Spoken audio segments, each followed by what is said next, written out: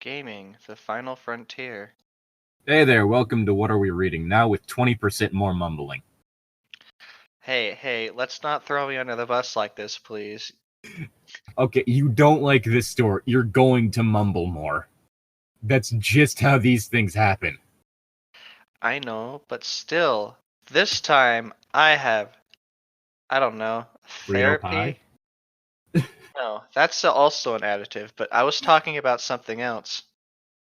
Oh yeah, later today. Okay, got ya. Not even that. Well, I mean, the entire time while we're reading this, I'm going to be looking at Sun is so cute it can't be helped, Demon Mother.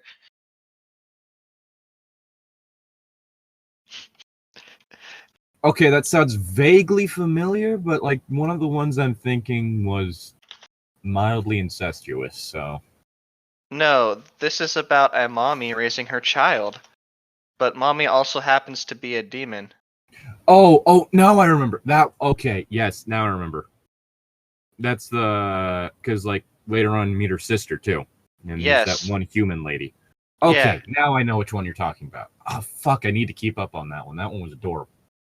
Yeah, I think I'm following the dude on Twitter, so I get spoilers Oh for god. like what's going on, and I think it's about to hit that heavy actual plot instead of the slice of life stuff that's, really cute.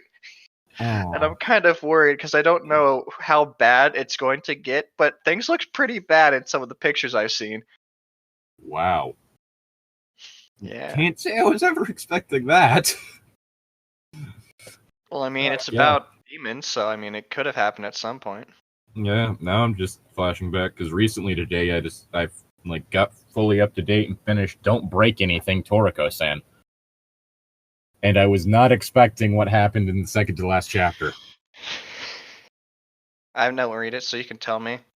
Okay, basic gist of the series is that this new student shows up to what is essentially like a school for violent delinquents. The thing is that she is a very passive person, but the reason she was sent there is she is so goddamn horrifically strong that she is a danger to everyone around her.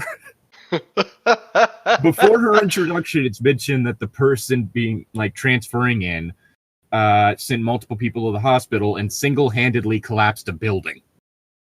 Oh God. And literally, like, that's mentioned when she's introducing herself. It was an accident. There's all this stuff. Like, we actually do see her level of building because she helps with this, basically like one of those, like wrecking crews. Yeah. For like a school thing, like helping one of those, and it's one of those specific crews that they don't use heavy equipment. It's more use of sledgehammers and stuff.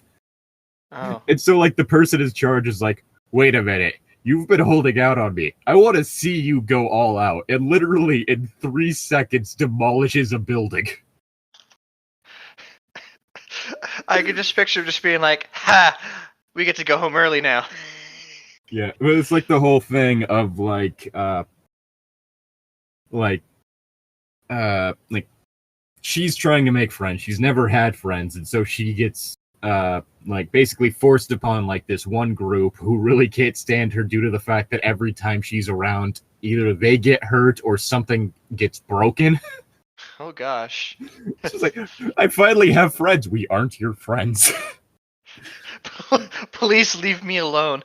But like basically what happened in the second to last one is that they were it was like a class trip to somewhere. They were on like a bullet train, and when going through a tunnel, an earthquake happened. Oh gosh. And so like a whole bunch of people are injured, and she basically just like first one to recover from like first one to wake up in this situation, sees everyone around her hurt. It just ends up having like just this mental breaking point of, I'm sick and fucking tired of everyone around me getting hurt. And so literally just brute force drags the train towards like the end of the tunnel, which is currently collapsed and caved in, and then in one move just clears the rubble before fleeing. Bear in mind, Shit. she is heavily injured. There's a piece of rebar sticking out of her. Holy shit. like she gets through, she's covered in blood, everyone, like all like the news crew and stuff that are there with the like clearing team, the people that are there to get rid of the rubble, like are like freaking out, like what the fuck is that, what just happened? And so she just like fucking leaves, like runs off and disappears for 6 months. Please tell me she at least went to the hospital. No. Ma'am, you need to get that rebar out of you. Ma'am! There wasn't even a scar left after that. Apparently her body just naturally recovers from that shit. Oh, is it like when people get splinters and they're just like, it'll force itself out? I could just see like she's doing random things and just suddenly the rebar pops out. But it was just like, I was not expecting this to happen. I was not expecting this development. I mean, this was just kind of a stupid thing, and then that happened. Like, oh. It's like there are people in critical condition and shit like that, and she's just like absolute rage mode dragging the train. Like, she grabbed a hold of it literally by just driving her fingers through it. It's like for the first time ever, she decided to stop holding back. It's like, okay. Anyway. Now for something way less interesting. Yes. We're on Chapter 8 of Sonic.exe the Remake. I think it's titled the official remake, is what it said, but fuck it. Anyway. Where we last left off, they decided to corner themselves in the freezer. Yep. Chapter 8. In the morning, Tom awoke from his sleep in the food storage by the sound of his phone ringing. What? Call me crazy, but I don't think a walk-in freezer would have the best reception due to the fact that it would likely be lined with like thick coats of metal for insulation. Secondly, last time I checked, Mr. Sonic said, got rid of the signal. Like his cult, like cut out the signal. Yeah. Last night was absolute hell for him, and he was sure he and Roger were the only ones left in the college. The creature had probably taken the souls of everyone left in campus by now. Lifting his head, Tom's sleepiness dropped significantly when he heard the phone ringing again. He sat back up and pulled his phone out and answered it. It was Detective Green. Tom, are you there? Green's voice asked. His voice sounded concerned. Green didn't give a shit, but his voice did. He's just opening his mouth and like random sounds are coming out and they're just like, Tom! Oh god. Oh, thank God you're... Tom starts eating something and it just muffles the voice. Okay. Green! Oh, thank God! Tom choked with relief. Thank God indeed. I've been trying to call you for ages, but the Wi-Fi was down. Use your cellular data! You can't call with Wi-Fi unless you're on Skype or something of the sort. What's going on? Green asked. Green, you gotta get us out of here, Tom said urgently. The killer's here in the college. He murdered everyone. Only me and my pal Roger are left. You don't know that. Wait, are you serious? The killer's in the college right now, Green asked. Yes, and he's killed everyone.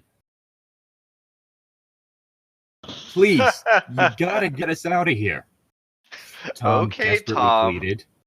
The Green just hangs up the phone. Sorry. He's killed everyone. Fuck that. The creature has probably taken the souls of everyone left in campus, but he's killed everyone. Do your knees hurt, Tom? I have to imagine they would from jumping to conclusions like that. That joke has been curbed from Gravity Falls. Yeah. The cult of X is also involved. They sealed every way out of the college, and they left us. They left the ones that. Shit. And they were the ones that jammed the Wi-Fi. Oh Christ! I could just picture Green being like, "But Tom, I'm in the school right now." But Tom, the cell phone. Ah, fuck. The I'm in the school right now just made me remember that there's another remake of Black Christmas coming out. People, what? There's more than one Black Christmas? There was a remake a while back. It was god awful. Was the original good? Well, yeah, the original was good. It's quite possibly the first quote-unquote slasher out. Like it's about, I think, like at least a year older than Halloween. Canadian made, and it all while it did do the whole thing, because it was the originator of the calls coming from inside the house. But at the same time, unlike most movies like this, the movie ended with the killer getting away completely. Like not even like a stinger type thing or anything, or like a, oh, he's been captured. Oh wait, no, he hasn't. It's just, no, they straight up just never found the killer. So it's more of like a dreary downer ending and shit like that. Wow. But there's a new remake coming out, and it seems to be a whole thing of like protagonists are going to win, and I don't know how I feel about that with Black Christmas. Yeah. Dear God, I just saw a thing on the popular pages. Nostalgia Critics Lost Review. I want to read that. Oh, God. Internet, please stop reminding me that exists. Oh, wait, Christ. No, I meant Nostalgia Critic. Oh. Green muttered, sounding rather horror-struck, then tried to maintain his composure. All right. Sit tight, Tom. I'll be on my way ASAP. Just hold on for just a little while longer, okay? Yeah, I'd like 2 chocolate donuts, number please. 9s. A number 9 lodge. It's not the joke I was going with, but okay. Sorry. He's gonna be like, I'll be there right now, and then he orders food, but he's not Big Smoke, okay? Yes, thank you, Tom exclaimed, relieved that Hope was not dead yet. Please, sir, I don't know where he is or what he's doing, but I'm fucking terrified. Tom's voice started to crack as tears welled up again. Indeed, Tom was feeling fear. I just want to go home, detective. I just want to go home and not here, please. Well, unfortunately, Tom, Hope is dead. She kinda died a few hours ago. Bad jokes. Okay, just calm down, Tom, you little bitch. Green responded. It's gonna be alright. I need you to be strong right now, okay? You think you could do that, you little bitch? We're going to get you out of there, but please remain strong for just a little while longer until I arrive. Tom calmed down as he was told. Wow, what a beta cuck. Tom does absolutely fucking nothing. He really doesn't. I swear, like, calm down. Okay, I am calm now. Okay, I will. Thank you, detective.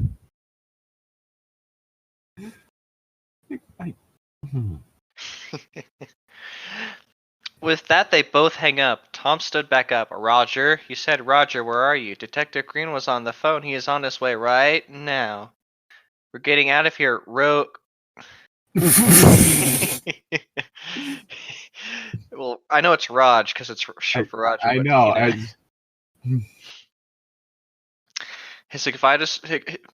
What? His excited voice faltered when he saw the steel door out of the food storage had become ajar. Was it always open? Roger, Tom asked, confused. The door's open. His voice trailed when he turned to see Roger's legs sticking out from behind a stack of boxed foods on one side of the room. Fucking hell, Tom, you're a fucking idiot. Yeah. You are the epitome of the white guy in horror. We're safe. Oh, wait, that's weird. The door's open. Did we leave that open when we barricaded ourselves in? There's a noise in the attic. I better go check that out. There's one coming from the basement. I gotta go check that one out too. All right, guys, let's split up. I really just want to watch a movie where like nobody splits up and the killer has a really hard time, and at the very end they gang up and beat the shit out of him. Okay, here's kind of an intro. Like, one of the things, like a lot of those tropes, like getting made fun of and stuff. But one of the things that was kind of somewhat brought up in the movie Scream is that, yeah, in a horror like in a situation where you're scared, you aren't going to be thinking clearly. Sure, there's the door, but you're trying to get away the fastest you can, you're panicking, you go up the stairs. I can get into a room and lock the door. And so it's the whole thing of, yeah, you're not going to be thinking clearly when you're afraid, but you were also well off enough to be able to go to sleep. Yeah. So clearly, you would be thinking more clearly in the situation. And you just noticed the door to where you were hiding from the monster is open. Yeah. Something's not right here. Yeah. Roger? Tom called out again, walking toward the stack as a familiar dread began to creep back into him. Then he turned around to the other side of the stack. When he turned around to the other side of the stack, he felt his legs go numb and his heart break. He fell onto his knees, numb beyond belief. There, sitting on the floor before him, was Roger. Lifeless, pale, eyes blank, and his mouth ripped open, blood oozing from his jaw as it hung uselessly from his face. So you're telling me Sonic.exe did a stealth soul steal? Yes. He somehow did all of that quietly enough to where it didn't wake Tom up. Tom let out a long drawn out scream of pain. You have no reason to have as much pain right now, more pain right now than Roger. If anyone should be screaming in pain, it's the corpse. Scream of pain, sorrow, and agony, not taking off his tear-filled eyes off what had remained of his final friend, an empty shell of a corpse. The letting out a long drawn out thing was bad enough, but that line. Yeah. That's just poor that's just poor taste right there. That's just bad grammar. Yeah. The previous line, sure, you didn't proofread. That one. Yeah. You're lying. Robbed of his sense of self, robbed of his soul. Not yet, Tom, don't worry. Tom crumbled to the floor and slammed his fist repeatedly on the ground, screaming in despair and so much hatred for the one who had cruelly taken away all of Tom's friends. The horrible, otherworldly monstrosity that so selfishly viewed humanity as nothing more than property to be owned, toys to be endlessly played with until they broke. So you mean like, Part of the Confederacy? I was gonna make a joke about my boss, but okay. Alright, if that's the way you want to go, then go ahead. You were going corporate, I went full on slavery. Yep. Oh my gosh. That's not what the war was about. Anyway. Tom had felt so much anger. What, Chet? Okay. Chad. Ugh. Chad. Fill me. Never had Tom felt so much anger or hatred for another being, and he had lost all rational thought in his despair. He never had much to begin with, as he immediately ran out of the storage and out of the cafeteria. He didn't care if the creature was still out and about or not. Out in the boot. He didn't care if he himself was out in the open. Okay, it could have killed you earlier. If it wanted you to die right now, it would have done it already. if he was out in the open to be caught like everyone else. Again, non-issue. It could have killed you already. Yeah. God, you are too easy to fuck with, Tom. I could just picture the Sonic thing, like behind him saying that. Just, God, Tom, you're a little bitch. It's not even fun anymore. It's just too easy. And for that, I'll give you the reward of not being in my eternal hell's play place. You get to die alone, while everyone else on the planet gets to come with me. It's like beating up a quadruple amputee. There's no sport in it.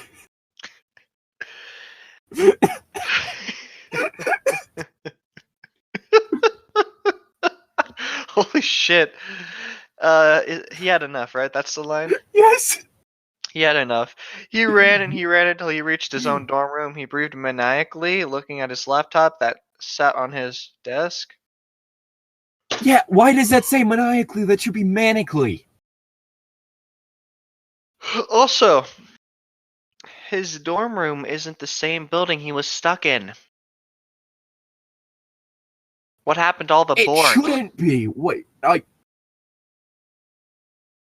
oh my god, I didn't even register that. Yeah, his dorm should not be in the same as the classroom built. One of the classroom building. Pretty sure they talked about this specifically later too. Did he forget the boards in a single chapter? I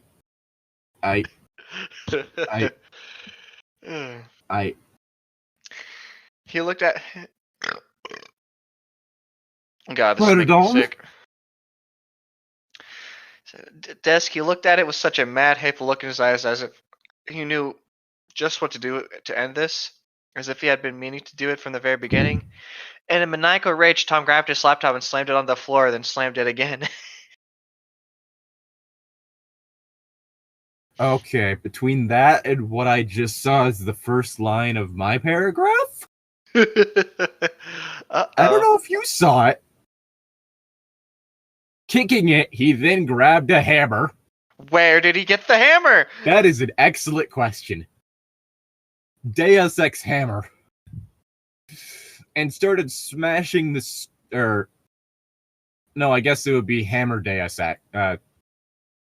No, wait, fuck. Hammer Ex Machina. There we go. Hammer from the machine. Not God from the hammer. That would be if somehow the day was saved by a random hammer. That was you know my one weakness. Hammers. Anyway. Grabbed a hammer and started smashing the screen in the bottom half of the laptop. Just say he started smashing the laptop. What? He screamed, laughed, and cried as he continued destroying his own laptop, hysterically pretending he was actually hurting the monster that was hiding inside of it. Then, with one final swing, the black damaged screen shattered. It should have shattered a while ago.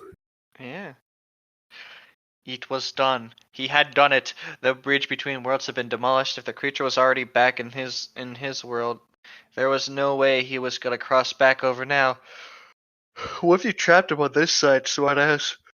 I mean, I will say this is in keeping with Tom's intelligence throughout this story, so. Yeah. And if he was out in this one, he was trapped, unable to return to the nightmare realm that was his home. Tom laid there on the floor, letting out a sob. He sobbed and sobbed for what seemed like hours. He felt like he was finally free from that horrible, horrible nightmare. Finally, the monster was gone. He wasn't able to save his friends, but now Tom could rest, for he had saved everyone. Then he heard something. Battery power at 100%. What kind of laptop That is made by Google.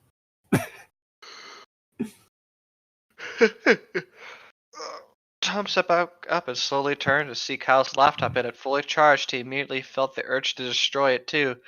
Before he could even raise a hammer to it to slam down the laptop, something stopped him. It was a voice, a familiar one. Tom, are you there? It is me, your father. Oh, God. No, it couldn't be. Tom dropped the hammer in shock and slowly opened up the laptop. On his screen, staring back at him, was Knuckles the Echidna. Sorry, it's just... It's my old friend Knuckles. Except his red fur was a dim, almost rust kind of color. His purple eye color was instead green, and he had a dismal look on his face that looked like he found relief in years. My old friend Knuckles. Tom, is that you? Yeah, and sorry about this. Proceeds to smash laptop. The environment he seemed to be in was Green Hill Zone.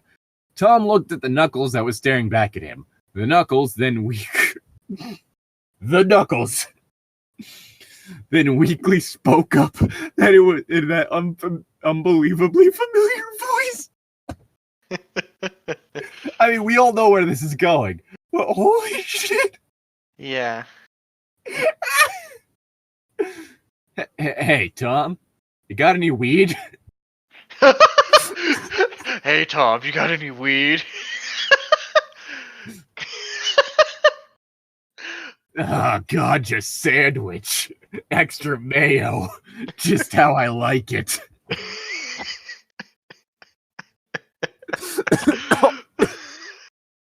What's cooking good looking? Oh, hey, Amy. Stop. Oh, God. I'm just picturing that fucking Knuckles in this situation. Oh, God damn it. What's up? Tom didn't know what to say, but he knew exactly who he was talking to. And he felt as he felt tears return to him, he slowly whispered the name. Kyle? The pitiful creature nodded, also trying to keep himself from crying as well. Oh God. He muttered in disbelief. What did he do to you? The creature that was Kyle chuckled wryly. I guess I really am as reckless as you say I am, bro. Bro. Bro. Bruh. I love your one polygon.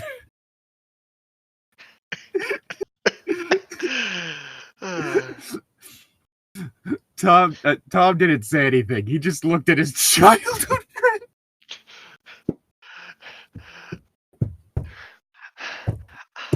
I'm so sorry, dude. This is all my fault. Kyle stated miserably, closing his eyes and shaking his head in guilt. I should have never have gotten this godforsaken game in the first place. I fucked up real bad, dude. I fucked up real bad. Don't. Tom tried to calm him down, gently petting the screen. You didn't know. There was no way you could have known. I want to tell you. Believe me, I wanted to. Kyle desperately explained, but that thing, he fucking got to me before I could even do anything. I had a feeling, Tom stated. He's already gotten Roger, Mike, and Vicky. He's got everyone here at the college. I'm all that's left here. Wait, seriously? Kyle asked worriedly.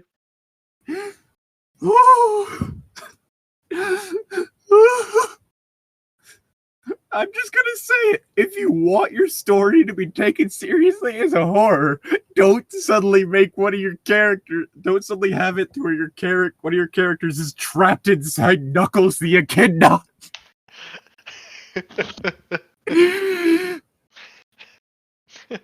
Oh my god. Yeah, life's been weird. My dick has 4 heads now. I don't really know what's going on. Shit. No wonder he's been in a good mood. No fucking wonder he's been in a good mood. What do you mean? Tom asked. He wants me to convince you to give up your soul so you can join the rest of us in this world, Kyle admitted. What? Tom asked, shocked. Yeah, but I'm not going to. It's bad enough he's gotten me and everyone else, but I'm not gonna let him get you.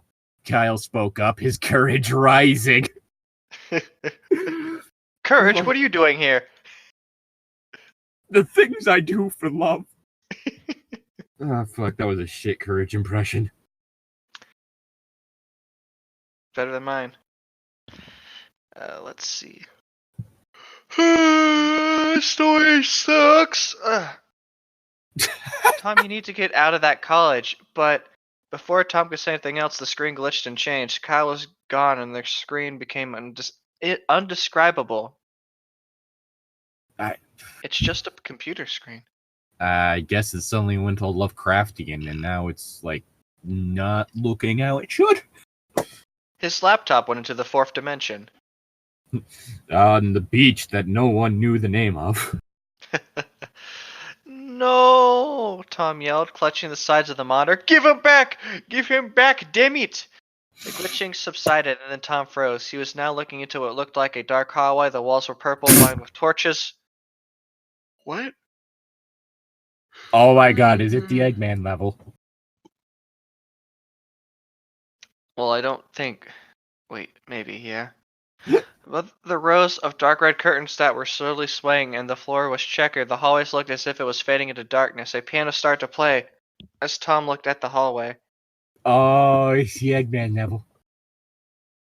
And again, just showing like a benign, like a horror setting on a computer screen isn't scary.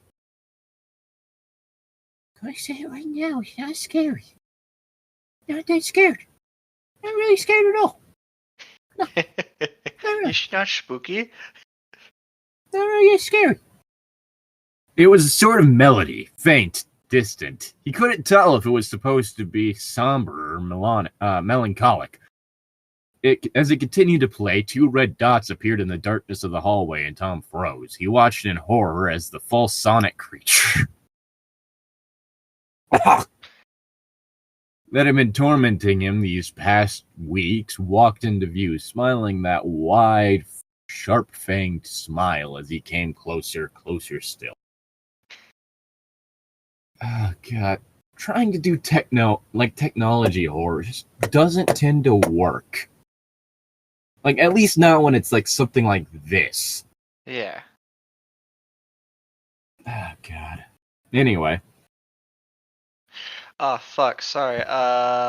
Tom stumbled. Tom stumbled onto the floor and crawled back and watched as the creature walked closer to the screen until his head was all that was visible. Close the laptop! You smashed one, you can smash another. And then he raised a hand and then the screen... Yeah, you even know he's on that side of the, worlds? Yeah. However the fuck this is supposed to work. Yeah. And then he raised a hand and then the screen began to distort into form, reality being torn and twisted as the creature began to climb his way out. The creature crawled on all fours as he crawled out of Kyle's Gamer laptop. girl toes. I see toes. Never taking his hungry, predatory eyes off of his latest prey, Tom's toes. The creature then got up to his feet and towered over Tom before bending over a bit and spoke in the hushed voice that was a combination of his beastly growl and his mocking fake teenager voice. Time for round 2, Tom. But it was so big last time. Oh, God. With fiendish delight, the creature took a step forward, causing Tom to shuffle back in panic. The sadistic beast giggled that hideous clown-like laugh as he gleefully continued slowly walking towards Tom, talking over him as he was indulging every second of the fear he was instilling upon the young man. You're the last one, Tom, and you've been the most fun I've had in ages. My life is really fucking boring. Honestly, I was kind of scared to bother the other people like I do you, because they look like they're actually busy and have a life. You don't do much, Tom, so it's really easy to mess with you. Tom helplessly crawled until he felt his back press against his bookcase. He saw the creature's fangs. Fucking dorm. For real. Bougie motherfucker's got a bookcase.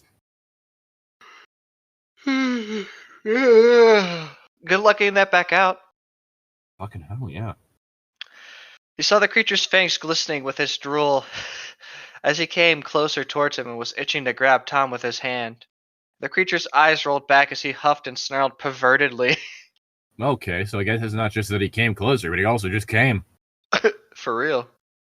Oh, all the fun and games you and I will enjoy as I bring you home with me. Don't worry, Tom. My parents aren't home. So we don't have to do it in my mom's car. Ooh. I'll do you in your mom's car. I mean, only someone who lives with their parents would want to do it in their car because Car sex is just fucking terrible, honestly. Unless you've got like a limo when there's actual room in the back. Yeah, but it'd have to be like a fucking limo. And then you're just having sex in a hallway.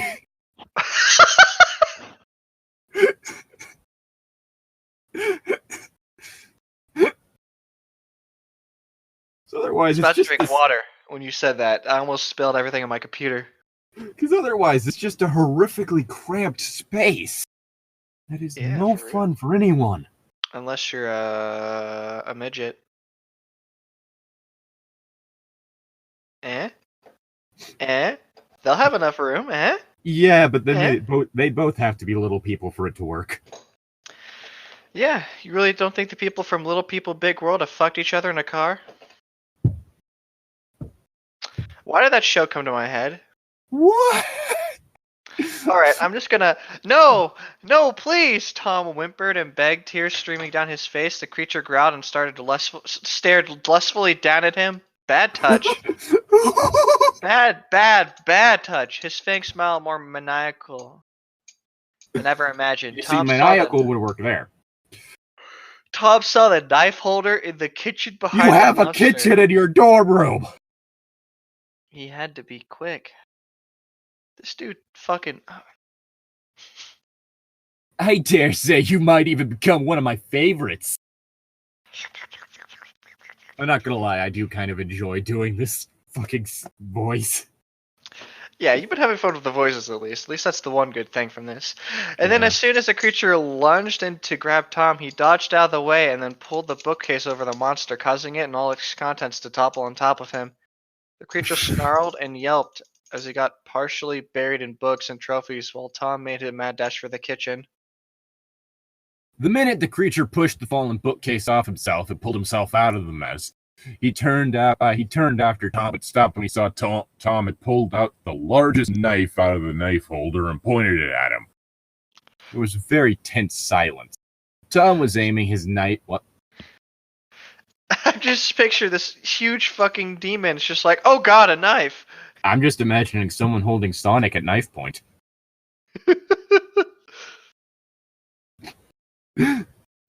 Both of those are very silly. He was aiming his knife at the monster like a weapon. You mean like a knife? And while the monster looked at the knife in confusion. The fuck is this? The fuck is that, Tom? I've never seen one of those before. Stay the fuck back, Tom threatened quietly. How come when I typed in Knife Sonic to see what would bring it brings up Knife the Sonic character as one of the options? Probably that's why. Were you really looking for a picture where Sonic was held at knife point? You know that picture where somebody's pointing a knife at like a cat or something and the cat looks really smug? I was hoping there'd be a picture like that. That's what popped into my mind too, of like someone just like photoshopped Sonic, like a smug Sonic face onto the cat. Sadly, people aren't that, either unoriginal or creative, whatever you want to look at. I did find this though, and it is neither knifey or Sonic-y, and I'm very disappointed. I mean, I'm not a furry, but... You know what? Here's what I was thinking of. It's not a bad character design. Oh, God.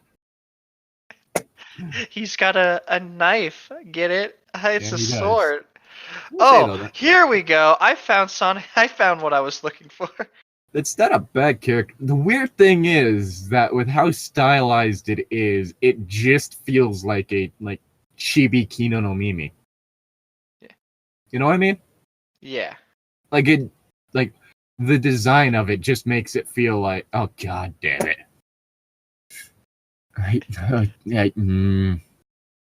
Knife Sonic. Yeah, weirdly enough, it really just feels like it's just like one of those animal ear characters who's drawn in a chibi style. If it wasn't the sun, if I don't know, maybe that's just me. Yeah. Anyway, oh god. Fuck you, Dadbot. I haven't done anything rude. That was very rude, Zane. Instead, take your own advice. What? I'm trying to figure out what caused that. I don't know either, but you know. Look at this person with a fucking handcuffed knife weapon. That is the most amazing idea I have ever seen. Like, it's not a bad idea, I just don't like it. This is the handcuff weapon. Yep. Oh god, why is it next to a gun? Oh wait. I thought the handcuffs were attached to the gun. No, they're just next to it. That's a lot better. Anyways, what line are we on? Sorry, I think I just broke that bot. We were on I'm warning you. It's your line. I'm warning you, stay fucking back. The creature looked at the knife and then at Tom before throwing his head back, laughing, his mad clown-like laugh. Barely standing up straight as he did so, as if this is the most funnest thing he'd ever seen. Then Tom fucking stabbed him because he was laughing. Is that really the best you could do, Tom? Kid? Nothing personal, kid Tom. Nothing personal, Tom, kid. Tom felt extremely awkward as the creature said this. Truthfully, he didn't really think any of this through. Felt extremely awkward. He was starting to get a boner. Everything was just really weird right now. Get real, Tom. I'm not a part of this world. You know what I love? When extra-dimensional monstrosities explain themselves. I know, right? That's my favorite part of that sort of shit. That's my favorite part of Eldritch horror is when the Eldritch monstrosities explain what they are. Hey. How else are you supposed to date them if they don't tell them about themselves? Well, for one, romance needs mystery, so... I don't know who or what the fuck I'm dating, but she's really nice. At least I think it's a she. I actually can't tell. They haven't told me. Which is fine, but like, come on.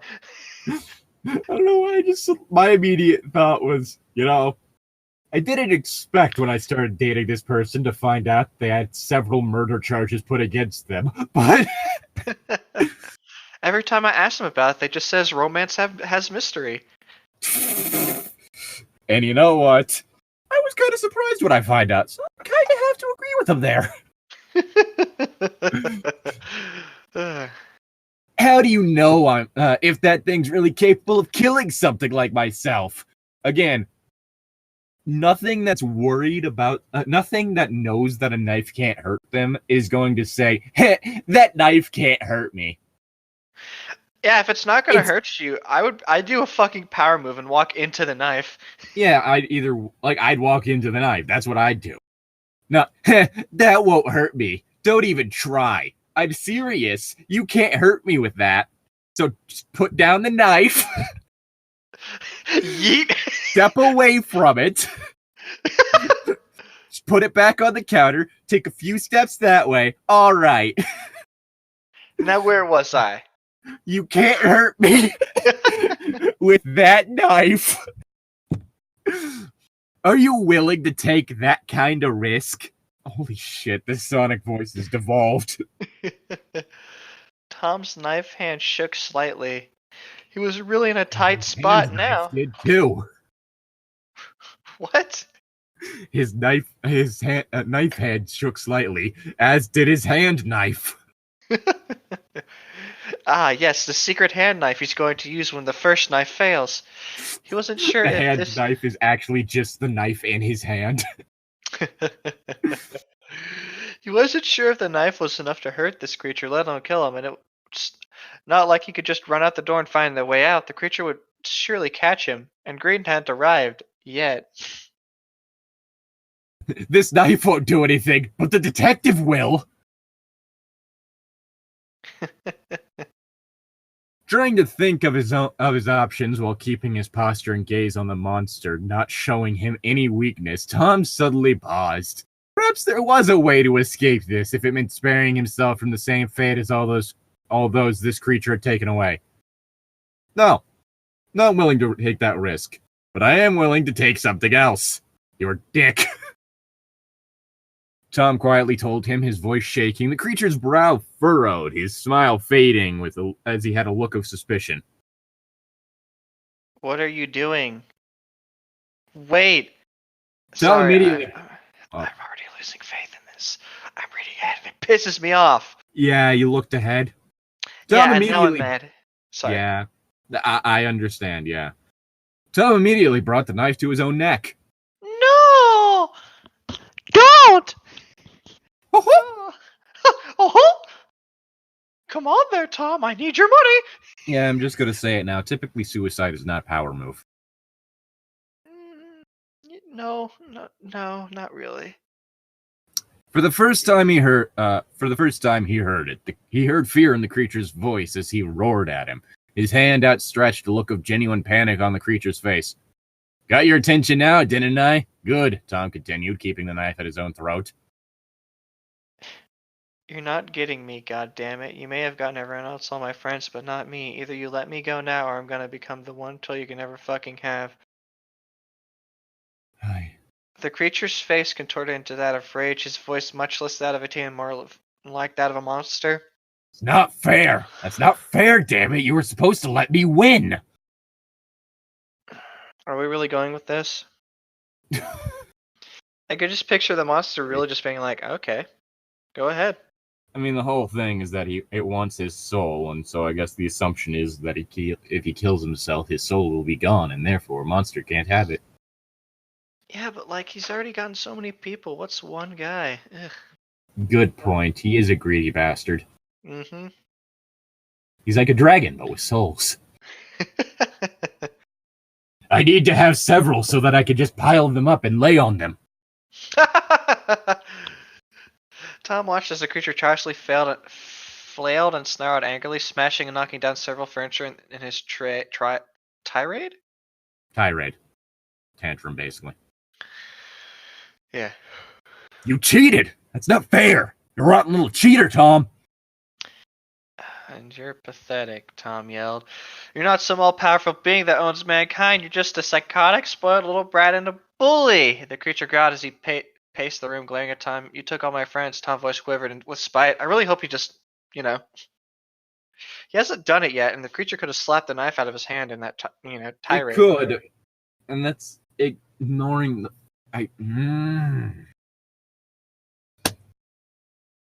Dear God, this went full early 2000s horror in which it was just... Oh, God. Mike Myers, you're just a bully. Or Michael Myers, not Mike Myers. Mike Myers is the comedian. Yes. Yes.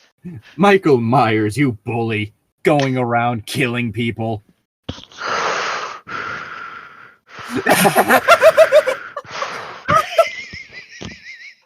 He just kind of stares down at you. Honestly, when you did that, I can't tell. Like, I don't honestly know if you have watched the movie or not. Like any of them. Nope, but I've played Dead by Daylight, and Because, like, the whole thing is, like, the first movie ended, like, he disappeared, and all you hear is just that heavy breathing. And it's, like, non-diegetic, so, like, you hear the heavy breathing, but no one in the scene does. And it's like, where did he go? And you just... It's like, oh, fuck. Yeah, just in Dead by Daylight, you literally hear that breathing too, so it's just like, oh, fuck. Yeah. You torment people and make people miserable for the fun of it. It's high time someone got a rise out of you for once, you sick freak. The creature stopped and then slowly looked at him with a sly grin. That teen voice once again... Again, this kind of thing, unless we're in a time period in which, like, this sort of thing makes sense, is like either dying on your own terms or just having the last word, it doesn't work so much nowadays. Yeah. There's a difference between a Greek philosopher doing it as a last fuck you towards someone getting put into a position of power, and this. Yeah. Also, I looked up Michael Myers' breathing, and the top comment was Michael Myers is asthmatic. I'm pretty sure that's just what happens when you wear a mask. Yeah. Your friends, eh? You care a great deal about them, huh? Oh, you care a great deal about your friends, eh? Eh, yeah, eh. Ah, you want to go down to Tim Hortons? Ah, fuck, I swear I always start turning like fucking Irish. Mm. Oh, laddie! Tom blinked. He was surprised by this change of behavior, steeling himself for anything the creature might pull. He nodded. Whoops. Oh, fuck, how did I... Ah! Ah! Ah! I lost my place because I scrolled. Where are we? Ah. Well, how? Well, how do you think they would feel about you wanting to take your own life right now? They'd probably, give him a pass? I guess, yeah. Everlasting torture, killing yourself, which in a lot of things that believe in the afterlife ends up leading to torture. Wait. Hey, but it's not torture by this asshole, so who cares? It's torture by some other assholes. If we're going with things in which the soul exists and there's an afterlife. Yeah. Except for Judaism, in which numerous sects have it to where there straight up isn't to hell. Just like, nah, you can become irrelevant completely and no one will... You just don't come back. I guess it's either that you just stop existing or stuck in limbo. Yeah. Point is, not being tortured. Again, not too good with a modern thing. Yeah. Because every time, like, anything you create tends to tends to reflect on the author, and what the author seems to be conveying here is basically suicide is how you win an argument. Yeah. That's not a good message. No, and he's clearly not serious about the suicide since he, hasn't done it yet with the giant monster in his face. Yeah, basically it's the whole thing of the philosophy of suicide as a power move, which is not a healthy philosophy. Also, I don't think he has a knife. I'm pretty sure anything he does isn't going to be instantaneous, so the second he does it, he can still steal a soul. He's aiming at his throat. That's going to take at least a few seconds for him to bleed out. Yeah. You'd want to either go for the femoral artery. Oh, fuck, I forgot its name. It's the big one. Like... Oh, fuck. Big arteries. Aorta. The aorta. Which the whole thing is that leads directly into the heart, so you end up you might as well at that point just get the heart, being as the aorta would also be behind ribs, so. Yeah. Point is, holding it to your throat isn't the best threat. Really, if you wanted to do this properly, you'd have to hold it to your inner thigh. Yeah. What? The thigh? That's where your femoral artery is, and you basically, if that gets severed, it is fucking quick. Oh. And that's the whole thing of, like, that is not a place where you want to get stabbed. I'm trying to remember. I think there was, like, an episode of House or something in which someone had, like, a hairline fracture on, like, their femur, where if that ended up, like, going bigger or something like that, it would end up at, like, severing the femoral artery, and they'd bleed out from the inside in less than a second. Damn. Because here's the thing, your femoral artery is about as big around as a garden hose. Jesus Christ. Yeah. So if that gets severed... What I'm saying is that he shouldn't be holding the knife to his throat if he's serious. I could just picture slowly lowering it to his thigh, and the monster's like, "You wouldn't!" And granted, the trope of the noble suicide is just one that really needs to stop nowadays. Yeah. Also, where's my line? Is it your line or is it? Oh, I think you just said yours about how do you think your friends would feel. Oh, I thought you read. My bad. No, the creature casually paced around the room, continuing his speech as Tom watched him. I mean, think about it, Tom. You're supposed to be the hero of the story for them, weren't you? You wanted to save them. Doesn't it seem a little selfish to want to take your own life instead of being alive like them? Fuck you, Mr. I stole their souls. I mean, weirdly enough, I am kind of agreeing with him here, just to the fact that, yeah, at least if they're together, it's less shit. I mean, at the same time, though, it's just the fact that he pulled this stupid fucking move.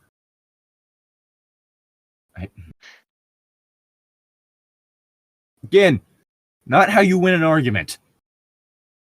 The creature's words struck a small blow to Tom. It's true, he wanted to save his friends, but...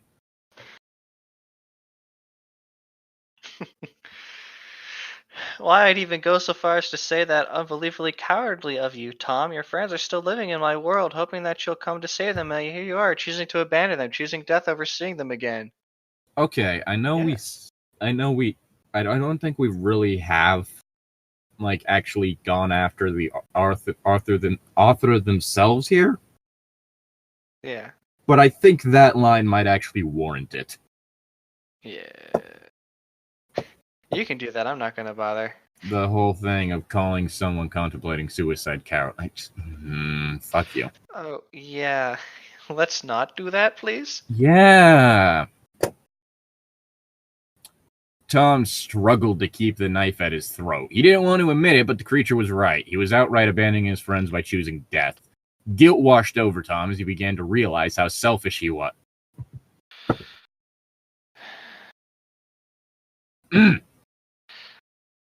He brought his knife hand down as he stood there. The creature's red eyes gleamed maliciously as he watched Tom. He continued, also, you don't need to specify that he brought the knife hand down. You could just say, he brought the knife down. He lowered the knife. You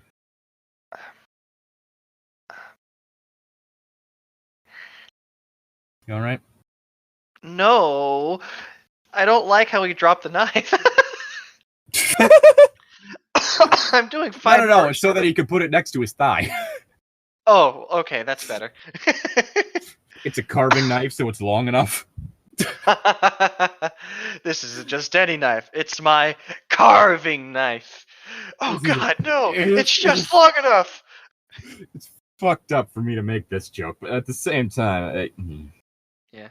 I mean, it's still better than that one time that Family Guy made that, like, fucking cutting joke. That was just in poor taste in general. Yeah! Just a bit. Also, I said my line.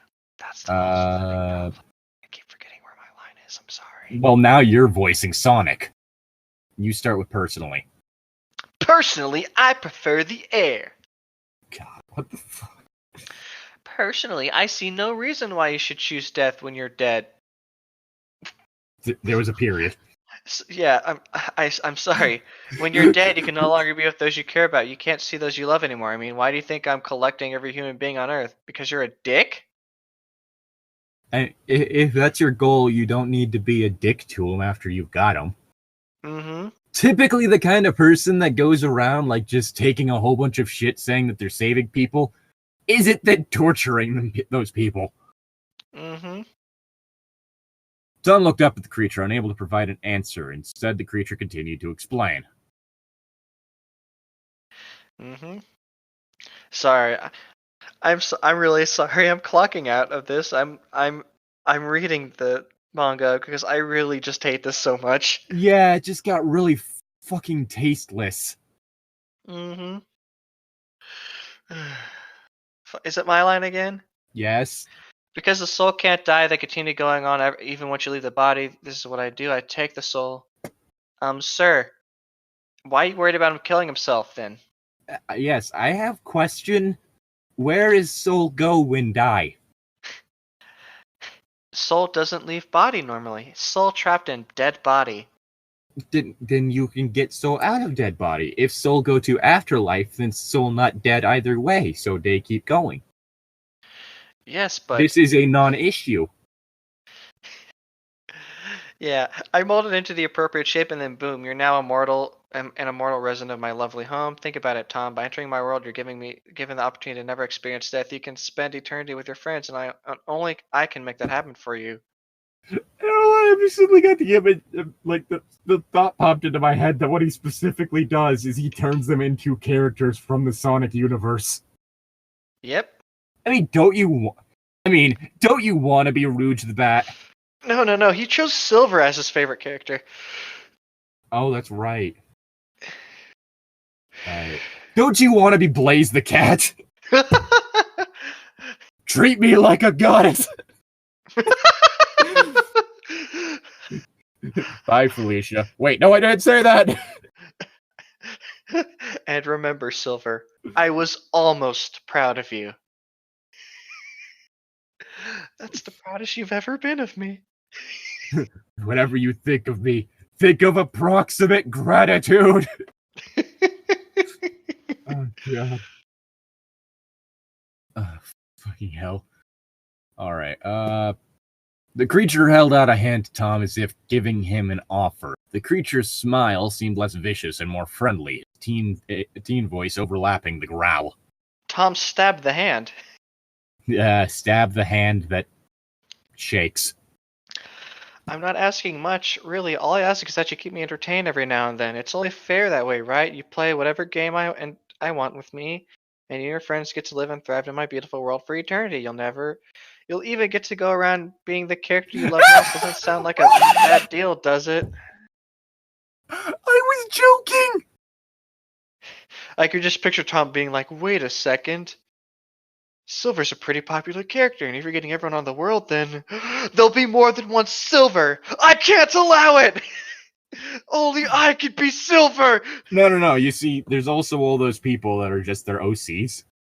Their favorite character is the one they made up. I say, with no hint of self-awareness. I was joking! I was joking! This is dumb and I hate it. Tom stood there, taking in the creature's words carefully. The offer did sound tempting. I can finally be Knife the Hedgehog.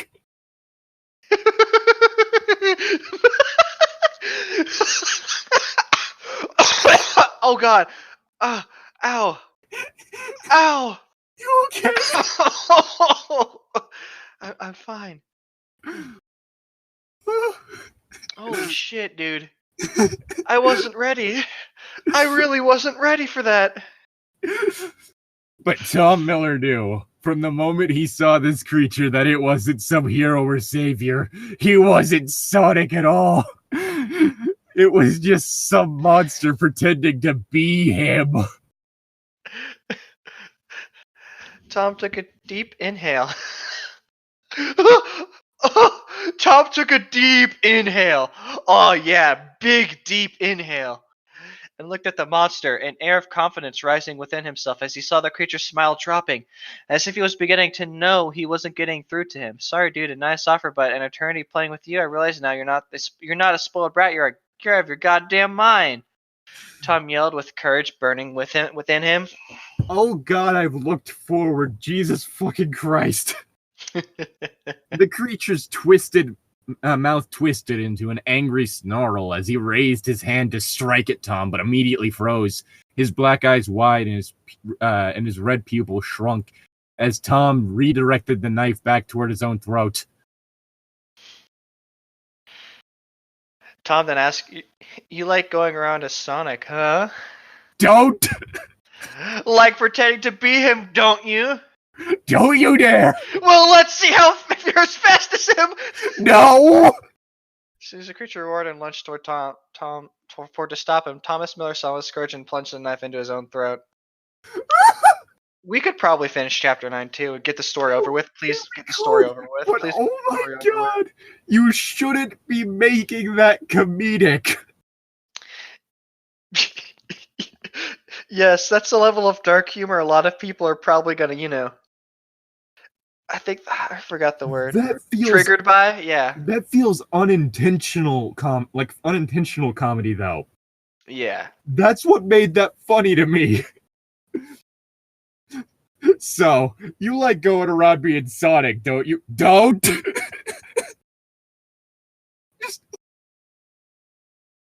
What the actual fuck? I shouldn't laugh at that, but Jesus fucking Christ. How tone deaf can you get? For real. Don't you dare! Let's see if you're as fast as. Are you fast enough to stop this knife? Yeet! What the fuck? Chapter 9. Detective Green and his squad had arrived at the college and broke down the barricades that sealed the entrance to it. What he and his team found was a horrific sight.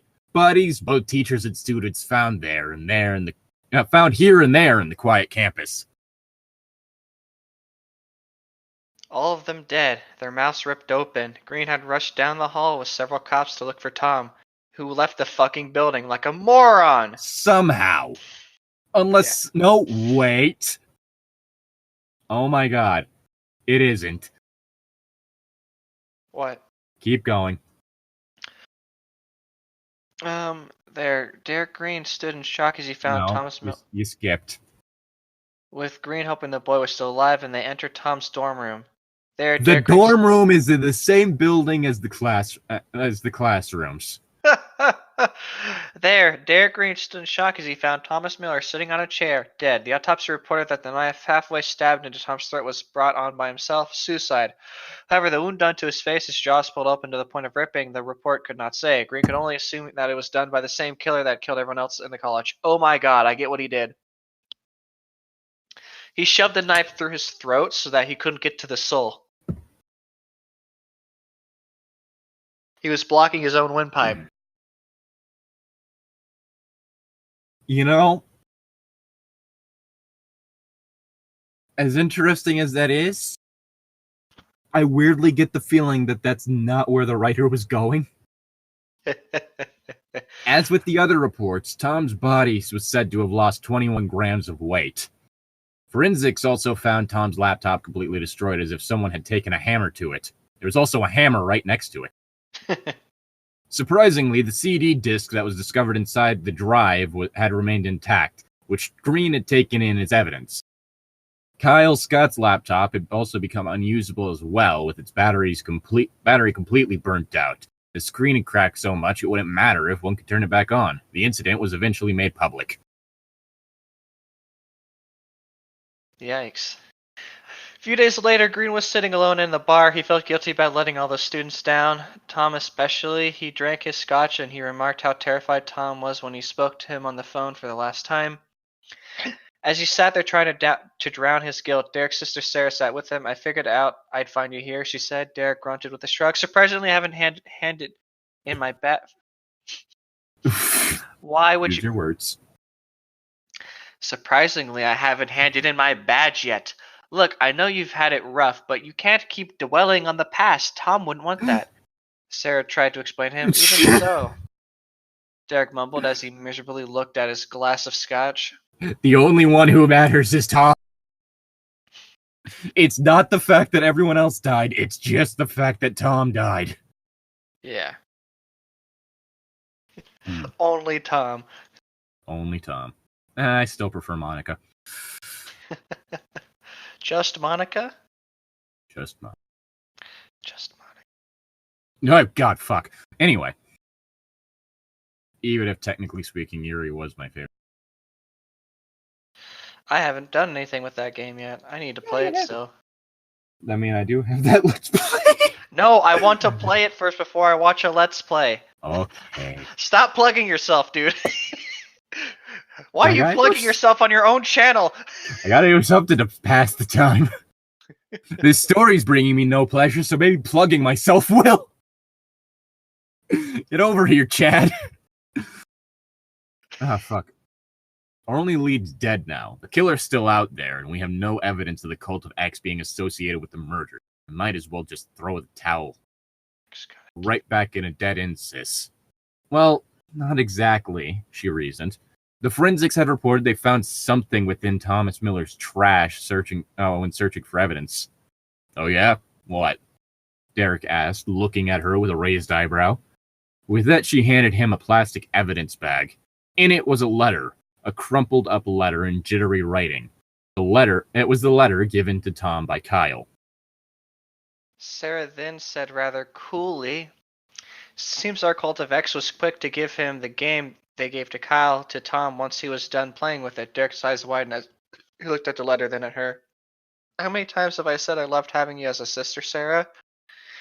Sarah shrugged and responded rather slyly, "I'd say not enough times." With that, Derek grabbed the letter and then they headed straight back to the office to look into it. Little did they know that a man wearing black and wearing all black, wearing a fedora on his head, was watching them from a nearby table. Yeah, that's not suspicious. Yeah, let's watch the cops from the nearby table. He brought a hand up to his handlebar mustache as he watched the two detectives leave before dropping it and pulling out a cell phone to make a call. This is a troll comic. This is a troll fic. No, it's not though. Yes, it totally is. It's not though. That's the weird thing. I don't care what anyone says. Whoever made this is a fucking troll. The person who wrote it has been having beef with people who've critiqued it. He's a troll. I don't care. There's no way. I'm sorry, but I can see someone with the self-awareness of what has been going on so far doing this. When it picked up, he spoke into it in a southern baritone. "Hello? It's me. Yes, I got the leather. Right on schedule. Yes. Yes, I'll talk to him about it. No, ma'am. I doubt he'll disobey. And the cold fix will see to it that he stays within our Lord's presence." The man got up and started to walk out the door. Before he hung up the phone, he then said, "Yes, ma'am. I won't disappoint you. I am a soldier enforcing our Lord X's desires. I am always at his disposal. Thank you. Goodbye, Miss Goldman." End of chapter 1. Nope. I refuse to read the second chapter of this. I don't think there's ever been anything else made. But I need to check and see. Okay, this is the only time this name pops up, so this was just a name used for the stinger. Yep. Well, at least the author has realized his mistakes and is attempting to improve his story. Rock on, GC, keep on writing and blow everyone. It's not good, though. Yeah, because if memory serves, I think this was written by the same guy who did the original. Really? Yeah, JC. I see. My favorite part of this is how is this over twice as long as both of the original stories put together? It's one of the comments. How indeed. Oh god. Apparently being evil all the time seems stupid to most people. Not quite sure what you were expecting, but I think this guy really is showing one side of the world, the side where evil and death reign. Right. Tip, if you want something done right, do it yourself. Write your own Sonic.exe the way you want. Honestly, this story scared... I know I joked about this, but genuinely the creator of the story seems to actually hate monsters and non-human animals. Considering he demonizes them as ugly, terrifying, and naturally evil, or using names to insult them. Animals aren't cool for hunting to survive. Where did this come from? Oh god. End of chapter 1. Chapter 1. I want death.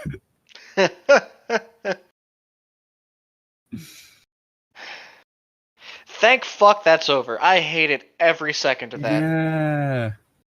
Yeah. Oh god. Can we please just end it here? So Yeah, we're ending it here. Dear God, I'm glad this is over. This is worse than the original? Yeah. Like, legit, worse than the original. And twice as long, which makes its worstness even worse. It's more than twice as long. Mm-hmm. Like, oh, God. But I hope anyone listening got some enjoyment out of this. I don't think I can see the color blue anymore. Probably should be worried about that.